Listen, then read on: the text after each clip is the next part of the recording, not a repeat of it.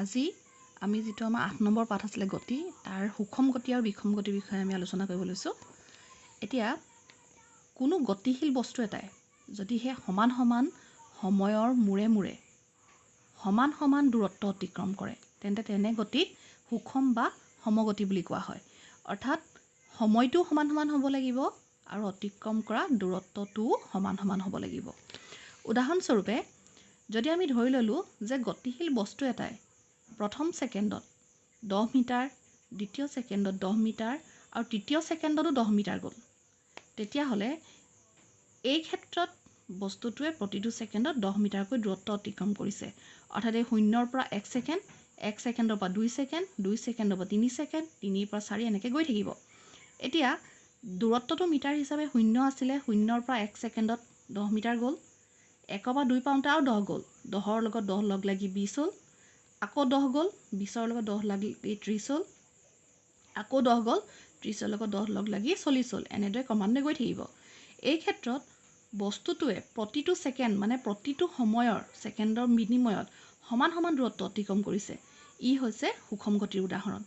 কিন্তু সাধাৰণ অৱস্থাত আমাৰ গতিশীল বস্তু এটাই সুষম গতিৰে কেতিয়াও আগবাঢ়িব নোৱাৰে বুলি আমি ক'ব পাৰো। এতিয়া কোনো এটা গতিশীল বস্তুৱে যদিহে সমান সমান সময়ৰ মূৰে মূৰে বেলেগ বেলেগ দূৰত্ব অতিক্ৰম কৰে তেনে গতিক আমি অসম বা বিষম গতি বুলি ক'ম। অৰ্থাৎ ইয়াৰ আগতত কৈছিলো যে সমান সমান সময়ৰ মূৰত সমান সমান দূৰত্ব, কিন্তু এতিয়া হৈছে কি যে সমান সমান সময়ৰ মূৰত বেলেগ বেলেগ দূৰত্ব অতিক্ৰম কৰিব লাগিব, তেতিয়া তাক অসম বা বিষম গতি বুলি কয়। উদাহৰণ স্বৰূপে যদি ধৰি লওঁ যে এটা ৰাস্তাইদি গাড়ী এখন গৈ আছিলে, যিখন গাড়ীয়ে প্ৰথম সেকেন্ডত 4 মিটাৰ গ'ল, 2 নম্বৰ সেকেন্ডত 3 মিটাৰ গ'ল আৰু 3 নম্বৰ সেকেন্ডত 1 মিটাৰ দূৰত্ব অতিক্ৰম কৰিলে। এটা যদি আমি এডালত চাওঁ এই সংখ্যা ৰেখাডালত, তেতিয়া আমি দেখিম যে শূন্যৰ পৰা 1 সেকেন্ড, 1 সেকেন্ডৰ পৰা 2 সেকেন্ড, 2 সেকেন্ডৰ পৰা 3 সেকেন্ড। এতিয়া এই দুইটাৰ বেলিকা আগৰটোৰ বেলিকা এইটো বেলিকা যদি চাওঁ, আগৰটোৰ বেলিকা প্ৰতিটো সেকেন্ডৰ মূৰৰ যিটো পাৰ্থক্য আছিলে, যিটো গেপ আছিলে, এই যিটো গেপ, এই গেপটো সমান সমান আছিলে। এইটো বেলিকা কিন্তু গেপটো সমান সমান হোৱা নাই।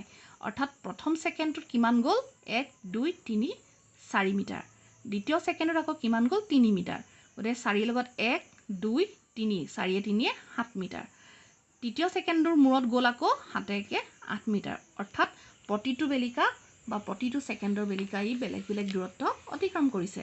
ই হৈছে বিষম গতিৰ উদাহৰণ। আমি বাস্তৱ জীৱনত বা আমাৰ দৈনন্দিন জীৱনত যিবোৰ গতি ব্যৱহাৰ কৰোঁ বা যি গতিৰে গতিয়মান হৈ থাকোঁ সেই সকলোবোৰে বিষম গতিৰ উদাহৰণ। এতিয়া আহিছে দ্ৰুতি আৰু বেগ। এই সকলোখিনি যেহেতু গতিৰ লগত সংগতি থকা সেয়েহে আমি আলোচনা কৰিছোঁ। এতিয়া আহিছে দ্ৰুতি আৰু বেগ। দ্ৰুতি মানে হৈছে স্পীড, বেগ মানে হৈছে ভেলচিটি। দ্ৰুতি হৈছে যে কোনো গতিশীল বস্তু এটাই একক সময়ত অতিক্ৰম কৰা যি দূৰত্ব তাক বস্তুটোৰ দ্ৰুতি বুলি কৈছে।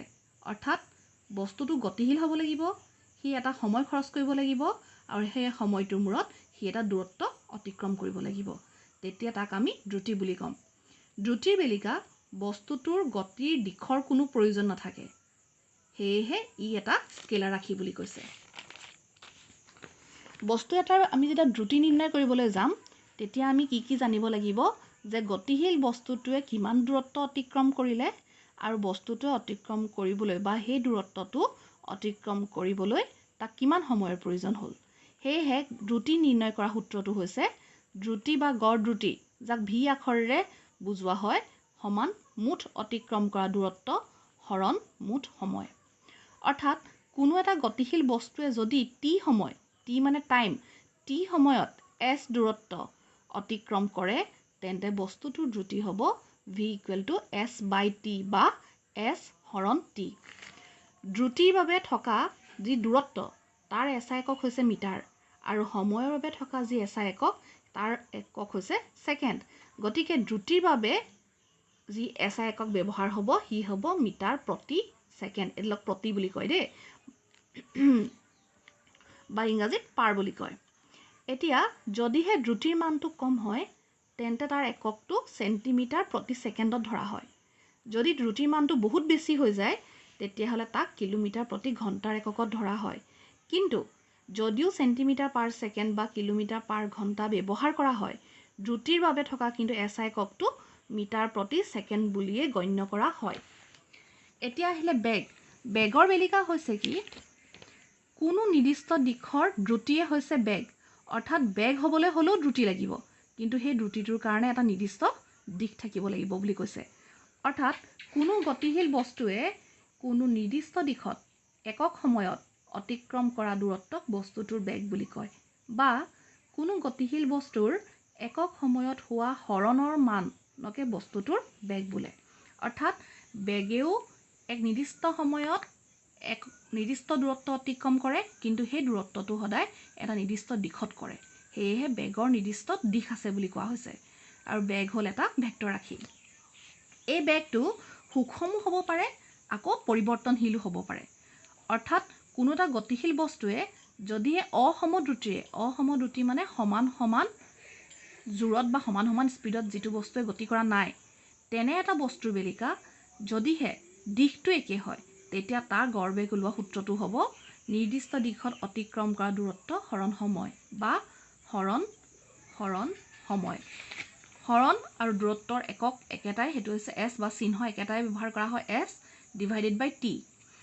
আকৌ কোনো বস্তুৰ বেগ যদি সুষমভাৱে পৰিৱৰ্তনশীল হয়, তেন্তে ইয়াৰ গড় বেগ হ'ব এক প্ৰদত্ত সময়ত বা এক নিশ্চিত সময়ত বা এক নিৰ্দিষ্ট সময়ত প্ৰাৰম্ভিক আৰু অন্তিম বেগৰ গড় মান।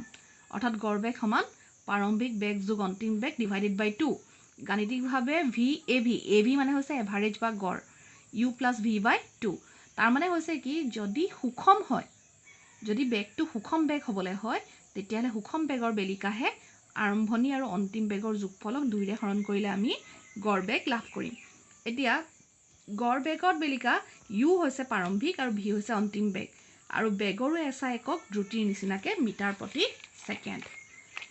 এতিয়া আহিল বেগৰ পৰিৱৰ্তনৰ হাৰ। আমি ইতিমধ্যে দ্ৰুতি আৰু বেগ আলোচনা কৰিলোঁ। এতিয়া আহিলে যে বেগৰ পৰিৱৰ্তন হাৰ মানে কি। সুষম বেগত গতি কৰি থকা বস্তু এটাৰ সময়ৰ লগে লগে বেগৰ পৰিৱৰ্তন নহয়।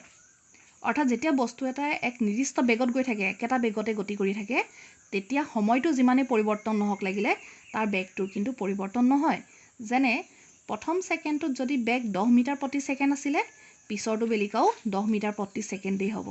এই ক্ষেত্ৰত বেগৰ পৰিৱৰ্তন আমি কি বুলি ক'ম? শূন্য বুলি ক'ম। যিহেতু পিছৰ ছেকেণ্ডতো 10 মিটাৰ গ'ল, প্ৰথম ছেকেণ্ডতো 10 মিটাৰ গৈছিলে, গতিকে দুইটাৰ মাজৰ পাৰ্থক্য বা বেগৰ পৰিৱৰ্তন শূন্য। কিন্তু অসমবেগ অৰ্থাৎ বেগৰ য'ত পৰিৱৰ্তন হৈছে, তাত সময়ৰ লগতে বেগৰ পৰিৱৰ্তনৰ কথাটো আহি পৰে। তাত বেগ যদি বাঢ়ে, কেতিয়াবা বেগ তাত কমিবও পাৰে। অৰ্থাৎ যিকোনো সময়ৰ পৰিৱৰ্তনৰ বাবে বেগৰ পৰিৱৰ্তনৰ মান শূন্য নহয়। তাৰমানে বেগ কোনো ক্ষেত্ৰতে শূন্য হ'ব নোৱাৰে বুলি কৈছে। কেতিয়া নোৱাৰে? যদিহে যিকোনো সময়ৰ পৰিৱৰ্তনৰ বাবে যদিহে সময়ৰ পৰিৱৰ্তনটো থাকে, তেনে ক্ষেত্ৰত শূন্য নহয় বুলি কৈছে। শূন্য হ'ব কেতিয়া? যেতিয়া সুষম বেগত থাকিব, আৰু যেতিয়া সুষম বেগত নাথাকে তেতিয়া সি শূন্য নহয় বুলি কৈছে। সময় সাপেক্ষে কোনো বস্তুৰ বেগৰ পৰিৱৰ্তনৰ হাৰকে বস্তুটোৰ ত্বৰণ বুলি কোৱা হয়। অৰ্থাৎ ত্বৰণ কি বুলি ক'লে আমি ক'ম যে ত্বৰণ হৈছে বস্তু এটাৰ প্ৰতি একক সময়ত পৰিৱৰ্তন হোৱা বেগৰ জোখ। অৰ্থাৎ বেগটো কিমান পৰিৱৰ্তন হ'ল তাক যদি আমি সময়েৰে হৰণ কৰোঁ, তেতিয়াহ'লে আমি ত্বৰণ পাম। এতিয়া যদিহে T সময়ত U প্ৰাৰম্ভিক মানৰ পৰা V অন্তিম মানলৈ বস্তু এটাৰ বেগৰ পৰিৱৰ্তন ঘটে, তেন্তে ত্বৰণ হ'ব A = V - U / T, য'ত V হৈছে অন্তিম বেগ, U হৈছে প্ৰাৰম্ভিক বেগ, T হৈছে সময়। আৰু এনেদৰে যি গতি হ'ব বেগৰ পৰিৱৰ্তনৰ বাবে, সেই গতিকে ক'ব ত্বৰিত গতি। এতিয়া বেগৰ দিশতে যদি ত্বৰণ হয়, অৰ্থাৎ বেগটোৰ লগে লগে যদি বেগৰ পৰিৱৰ্তনৰ হাৰটো বাঢ়ি যায়, তেন্তে তাক কোৱা হয় ধনাত্মক ত্বৰণ। আৰু যদি বেগৰ দিশটোৰ লগে লগে বা বেগৰ দিশৰ বিপৰীতে ঘটে, অৰ্থাৎ বেগৰ পৰিৱৰ্তনৰ হাৰ কমি যায়, তেতিয়াহ'লে কি হ'ব? তাক ঋণাত্মক ত্বৰণ বা মন্থৰণ বুলি কয়। ত্বৰণৰ SI একক হৈছে মিটাৰ পাৰ ছেকেণ্ড স্কুৱেৰ। যদিহে বস্তু এটা সৰলৰেখাৰে গতিশীল আৰু ইয়াৰ বেগ সমান সমান সময়ৰ অন্তৰালত সমান সমান পৰিমাণে বাঢ়ে বা কমে, তাৰমানে সি বাঢ়কে বা কমকে সমান সমান সময়ৰ মূৰত বেগটো সমান সমানকৈ বাঢ়িব বা কমিব লাগিব, তেনে ত্বৰণক আমি সুষম ত্বৰণ বুলি কওঁ। মুক্তভাৱে অধোগমন, কোনো বাধা নোপোৱাকৈ যদিহে গছ এজোপাৰ পৰা কিবা এটা বস্তু সৰি পৰে তেতিয়াহ'লে তাক আমি সুষমভাৱে ত্বৰিত হৈছে বা সুষম ত্বৰিত গতিৰ উদাহৰণ বুলি ক'ব পাৰোঁ। আনহাতেদি বস্তু এটাৰ বেগ বিষম হাৰতো পৰিৱৰ্তন হ'ব পাৰে, তেতিয়া তাক বিষম ত্বৰণ বুলি কোৱা হয়। অৰ্থাৎ যদিহে সমান সমান সময়ৰ মূৰত বেগৰ পৰিৱৰ্তনটো ভিন্ন হৈ গৈ থাকে।